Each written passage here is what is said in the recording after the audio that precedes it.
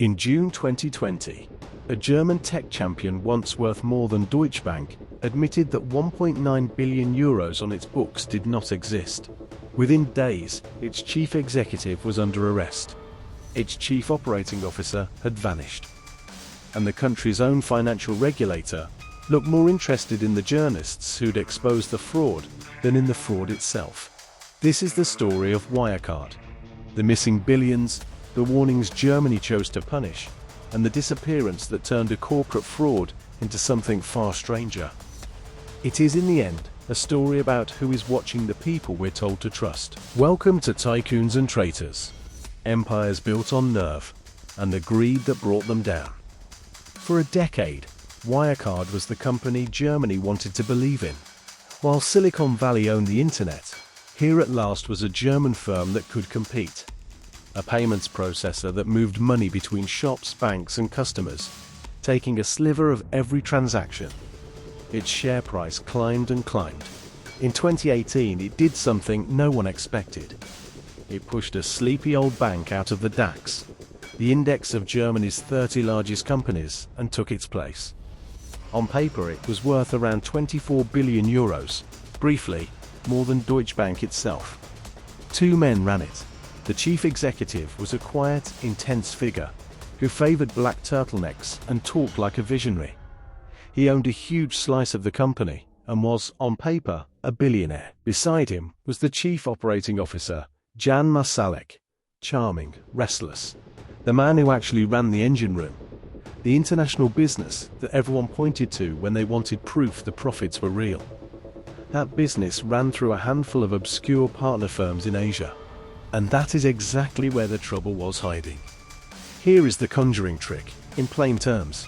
In markets where it lacked its own licenses, Wirecard said outside partners processed payments on its behalf, and that the cash those partners earned was being held for Wirecard in trustee accounts for safekeeping in places like Dubai, Singapore and the Philippines. Those accounts were where the profits lived. The problem was simple and total. A great deal of that money does not appear to have existed at all. The profits that justified the soaring share price were to a large degree an accounting fiction, numbers in a ledger with nothing behind them. One small group of people kept saying so out loud. If you believe stories like this should be easier to find, the button below helps more than you'd think. At the Financial Times in London, a reporter named Dan McCrum had been pulling at Wirecard's threads since 2015.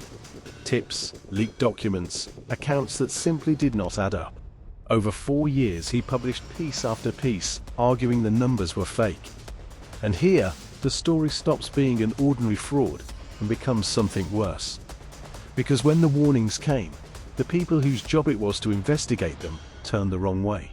Wirecard didn't just deny the reporting, it went on the attack, accusing the journalists of conspiring with short sellers to drive the price down. And Germany's financial regulator, BaFin, sided with the company. It banned investors from betting against Wirecard shares, an extraordinary move. And it filed a criminal complaint, not against the company, but against the Financial Times reporters. Consider what that means. The watchdog Germany, trusted to police its markets, used its power to shield the suspect and pursue the people raising the alarm. National pride was doing the company's work for it.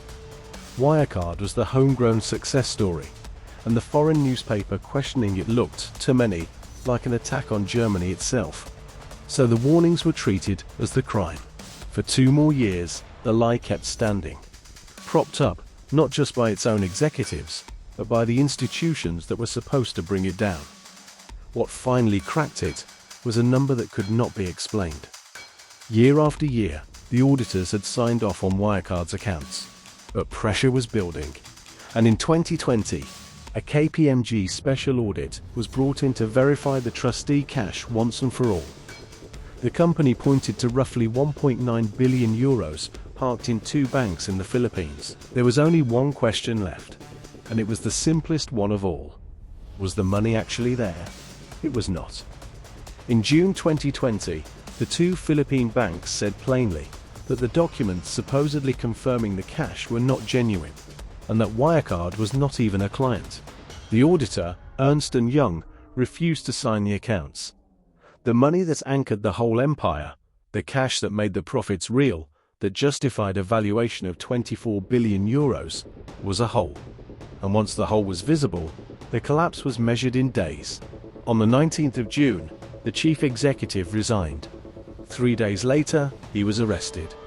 The next day, the chief operating officer, the man who had run the Asian business at the heart of the fiction, was fired.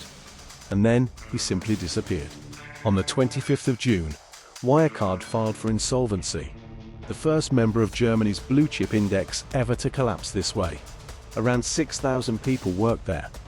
Pension funds and ordinary savers, who had been told this was a safe, boring German blue chip, watched their money evaporate. Days later, the company admitted the 1.9 billion likely never existed at all.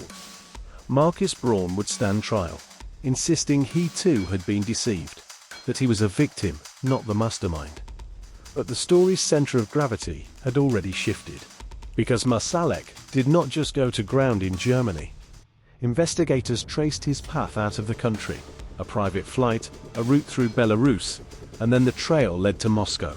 In the years since, reporting by outlets including Der Spiegel and The Insider has placed him in the Russian capital, living under a false identity and a Russian passport. And the picture those investigations paint is not of a fraudster lying low, but of a man long linked to Russian intelligence. First the military service, and later the security service. British prosecutors have connected his name to a convicted ring of operatives working on Russia's behalf in Europe.